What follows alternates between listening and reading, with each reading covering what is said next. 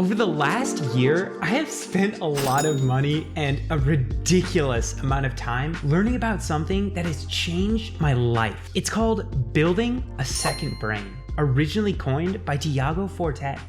It's a new concept that has come about in the growing field of personal knowledge management and is getting more and more prevalent as the internet takes over more of our lives. Building a second brain, in rough terms, is a culmination of the apps you use along with the systems you go by to organize and store information that resonates with you for further use down the line. It can include parts of the things you read, listen to, watch, or speak. One of the best courses that goes over implementing this into your life is Tiago Forte's Building a Second Brain course. It's not for everyone and quite expensive, but I guarantee that if you take it and follow through diligently, it will be at least one of the most life-changing courses you ever take. Tiago outlines 9 critical principles of building a second brain in the course. So I will go over the 9 fundamental principles outlined in the course and follow up with a rundown on all the apps that I use to build my second brain. This video is meant to be the ultimate overview of building a second brain for people that have never heard of the concept before. I will show you not only why you should build a second brain, but also the apps and negotiating and note-taking philosophies you will need to get started. The first principle is capturing.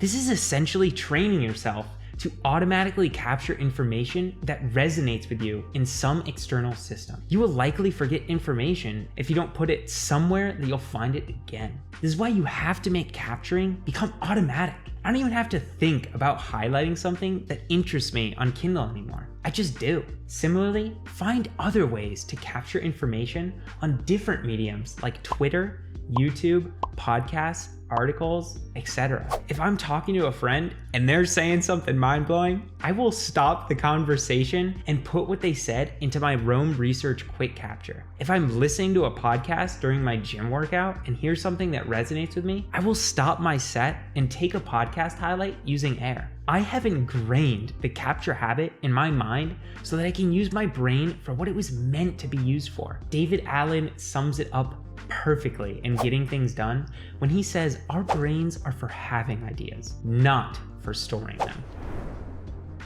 The next principle is borrowed creativity. This stems from the fact that most ideas have pretty much been had. Everything that seems original is almost certainly just rehashed content from some other place on the internet, even if the creator doesn't know it. This isn't depressing, but actually liberating. It means that we can borrow ideas from others without feeling bad about ourselves. As long as we reference the source and say the information in our own words, we're not stealing, but helping the author. So many people believe that they have no creative propensity whatsoever because they can't develop any ideas themselves. That's the secret, everyone. Most creatives aren't coming up with their ideas themselves. They just think they are by rehashing other people's content. Austin Kleon says it beautifully in his book, Show Your Work. Creativity is always, in some sense, a collaboration, the result of a mind connected to other minds. The third principle is insight cashback. When we invest in learning something and creating something, we use time. Creating an email or writing a blog post, for instance. When you're doing these things, most people never think to turn that email into an email template or a blog post into a YouTube video. This is the principle of insight cashback, repurposing previously made content to save on the most important thing of all, time. If I make anything of any sort, it automatically goes in my second brain because I never know when I might need that thing down the line.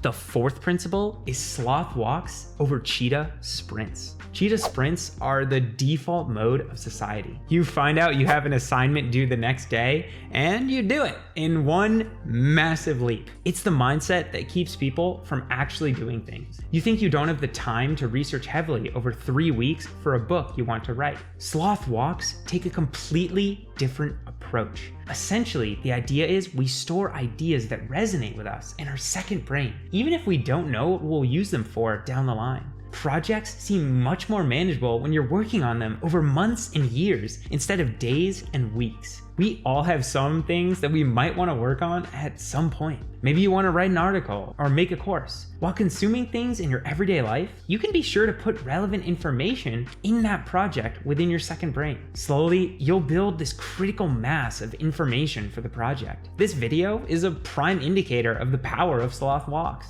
I've slowly been adding information to this video for over 3 months. As I learned more and more about building a second brain, I added the information to the relevant Notion research document for the video. The fifth principle is never having to start from scratch again. Most people treat writing or drafting something as the end product. They find a topic to write about and start with a blank page. They research everything they'll need from the ground up. Having a second brain means you never have to start from scratch again. Inspiration is a luxury in the creative field. You need to take advantage of it when it strikes. A few months ago, I was walking around my local block when I suddenly got an insane urge to write a blog post on Stoicism. I had a meeting at 12 and only 2 hours to write. If I didn't write that article fast, my inspiration would fade away. Instead of sitting down and having to research everything, I went into my second brain and found out that I'd already taken notes on 3 articles related to Stoicism. I finished the blog post with time to spare.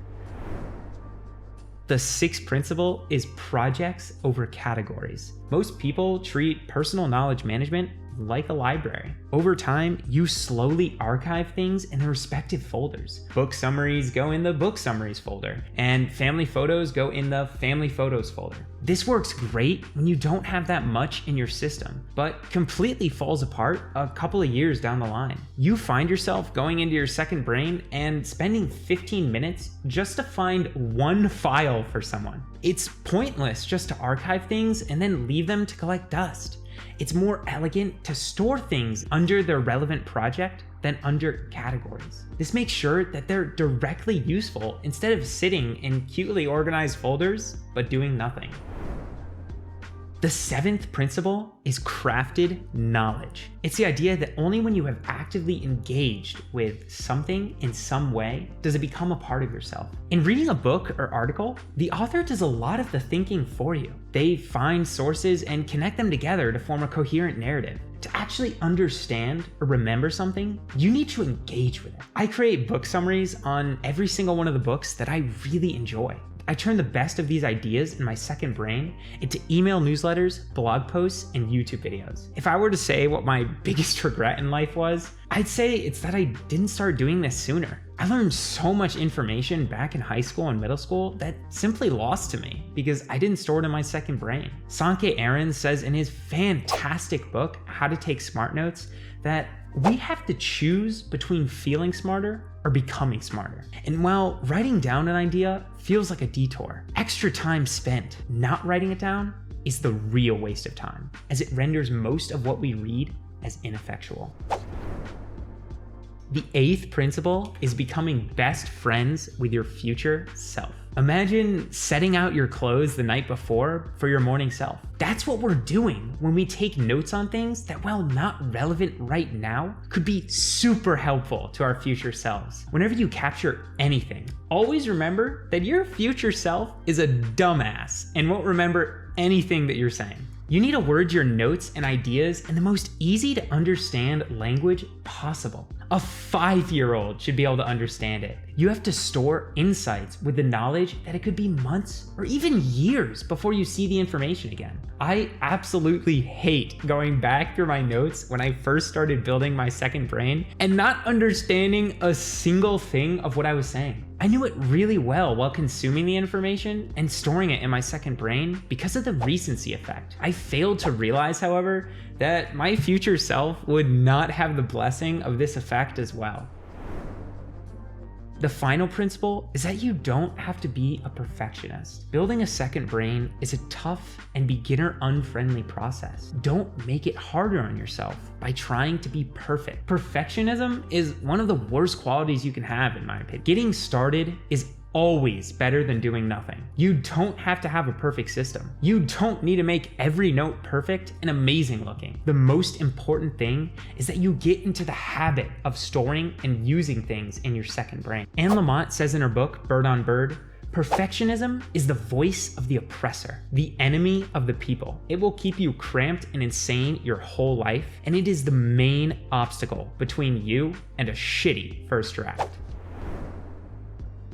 Okay, now that we've gone through the main principles of building a second brain, we can get into the apps that I use. Just because these apps work for me does not mean that they'll work for everyone. Everyone has their own methods of collecting and thinking through ideas. If you find another app that works better for you, by all means use that one. There are 3 categories of apps that I use to build my second brain, which I call the 3 C's model: capturing, collecting, and creating.